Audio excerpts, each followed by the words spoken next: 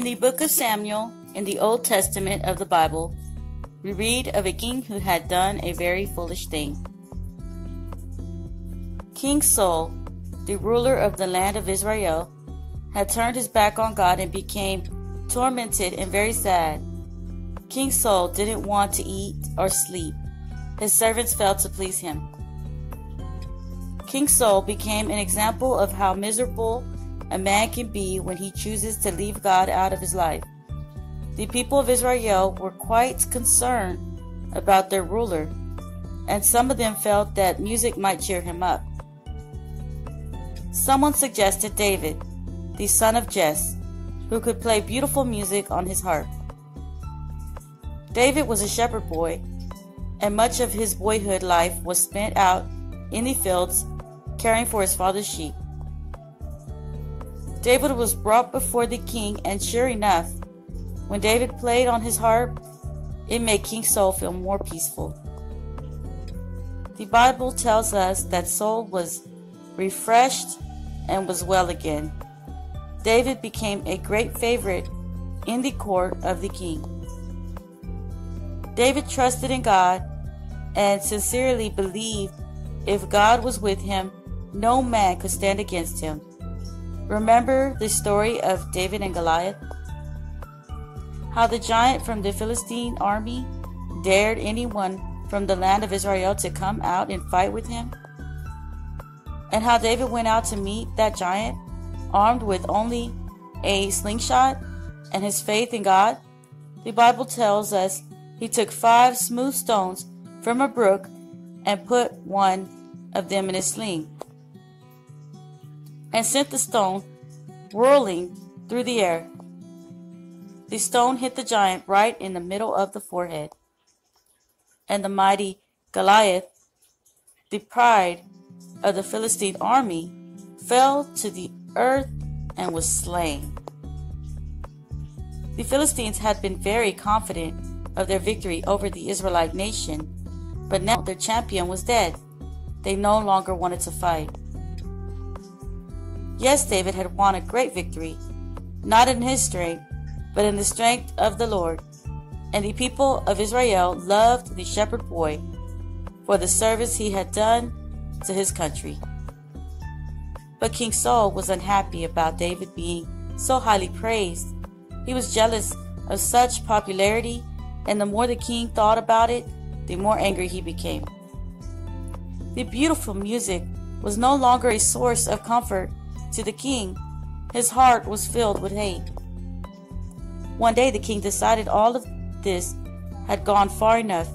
He knew of a way to put a stop to it. And King David narrowly escaped death when Saul hurled his spear at him with all of his might. Realizing that King Saul hated him enough to kill him, David knew he must run for his life. And he fled from the presence of the king before the guards could be told to stop him. But where? Where could David go to escape the ruler of the land? The wilderness might not have appealed to some people, but to a shepherd boy that was the place to go. And together with a few of his loyal friends, David hid from the king in a cave in a hillside. But King Saul had made up his mind that David would have to be slain, and preparations were soon being made to track the shepherd boy down. But finding David proved to be more than the king could do, and he returned to the palace empty-handed. When the danger of the moment was past, David fell to his knees to thank God for protecting him, and he asked his heavenly Father to guide and direct him in the days that were to follow. God told David to gather a small army, and David did as God had told him to do. He gathered together 600 men. The men were all sized and shaped, and dressed in all kinds of armor. No one would ever have guessed that these men could stand against the army of King Saul. Saul's army was well equipped and highly trained, and the king's army far outnumbered David's 600 men. And Saul felt sure of victory as he viewed his troops. All the odds were in his favor. This time David would not get away. But in order to defeat an enemy, you must find him, and the king was having great difficulty doing that. After a while, the king was tired, and he wanted to rest, and he chose to relax in a cave. The very cave in which David and his men were hiding. The king walked right into their hiding place.